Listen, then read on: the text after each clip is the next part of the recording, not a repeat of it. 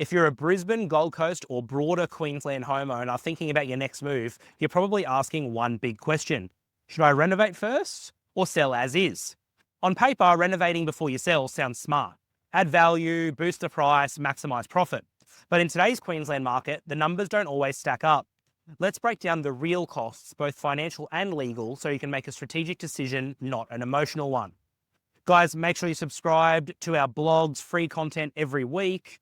Make sure you subscribe. All right, let's get back to the video. Many sellers underestimate what it actually costs to transact. Here's what typically applies in Queensland. Number one, agent's commission. Most Brisbane agents charge anywhere between 2 to 3% of the sales price as commission. On an $850,000 home, that's roughly $18,500 to $23,000. Number two, marketing and campaign costs. Professional photography, floor plans, online listing and campaign updates. That can be anywhere from $2,000 to $10,000 plus, depending on strategy. Number three, legal fees. Professional conveyancing and compliance under the new Property Law Act. So you're looking at anywhere from $1,500 to $2,500, depending upon the complexity. And of course, that includes your Form 2. And mortgage, discharge and bank fees. So often that's anywhere from $300 to $1,000. And number five, moving costs. Often overlooked entirely. To move doesn't cost hundreds, it's usually thousands. It's not unusual for selling costs alone to amount to $30,000 to $50,000 in total. And that's for an average home, of course, and that doesn't include the cost of presenting the property, so staging, all that fun stuff. The cost of renovating before you sell.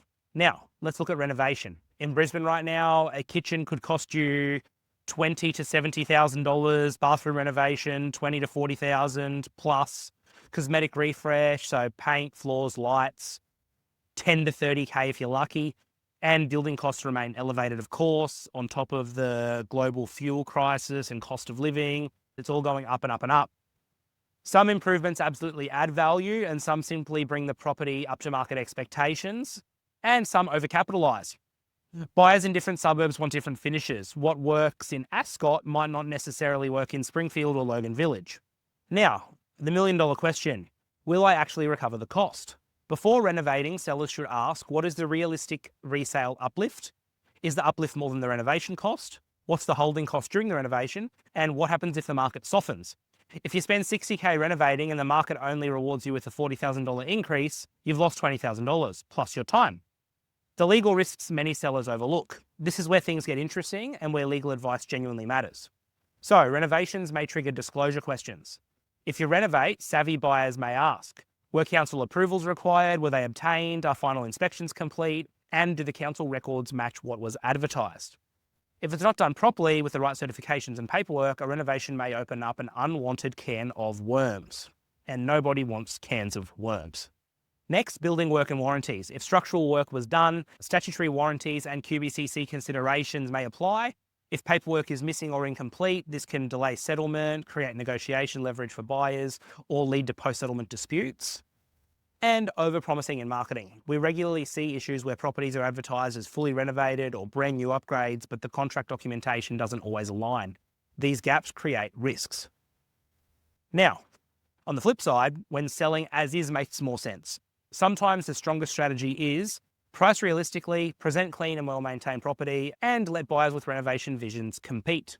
Many investors and first home buyers actually prefer properties they can improve themselves. In a tight market, simplicity often wins. A practical framework for deciding. If you're weighing up renovate versus sell, consider getting a realistic appraisal on current market value, obtaining renovation quotes in writing, estimate true selling costs, compare uplift versus total outlay, and speak to your agent before committing to works. It's far easier to structure the sale property from the outset rather than fix compliance issues later. Another thing to quickly note, guys, if you're selling to buy and you can just upgrade your house, that's a whole different topic. But keep in mind on the way in, you've got stamp duty and that's tens of thousands of dollars. So just something to be factored in. A lot of people these days are renovating their own home rather than selling. But again, with the building issue we have in the market, it's a bit of a balancing act. Some people don't have the appetite for the stress involved in managing a build, not to mention the costs blowing out.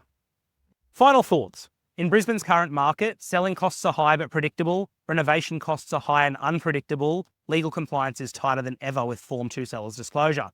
The right answer is not emotional, it's strategic. If you're considering selling your Queensland property and you want to clarify whether to renovate or leave as is, we suggest reaching out to your local trusted selling agent. They should be able to guide you on how to achieve the best result. That's what they do for a living. If you need any legal questions answered along the way, speak with our team. At Empire Legal, we've helped over 16,000 Queenslanders make moves in or out of their homes, and we want to make sure your transaction is done properly, not just quickly. Thanks, guys. Hope you liked that one. Bit of an interesting topic.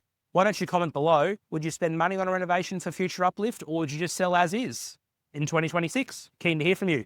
Also, guys, give it a like, give it a subscribe, give it a share, do all three. That's how we find people. It's all free content. We make this off our own back for the community, for the legal industry, for the real estate industry in Queensland. If you're buying or selling property anywhere in Brisbane, Gold Coast, or Queensland wide, understanding how Queensland property law applies to your transactions is critical. Whether you're a first home buyer, an investor, or a seasoned developer, we've got the information and the expertise with our 20 plus staff all here in Queensland to help you out. Remember, every contract is different and local conveyancing experience matters. Thanks, everybody. See you next week. Ladies and gentlemen, please keep in mind that all advice is general in nature and does not constitute legal advice. This is authorised by George Souris, Empire Legal, Gold Coast, Queensland, Australia.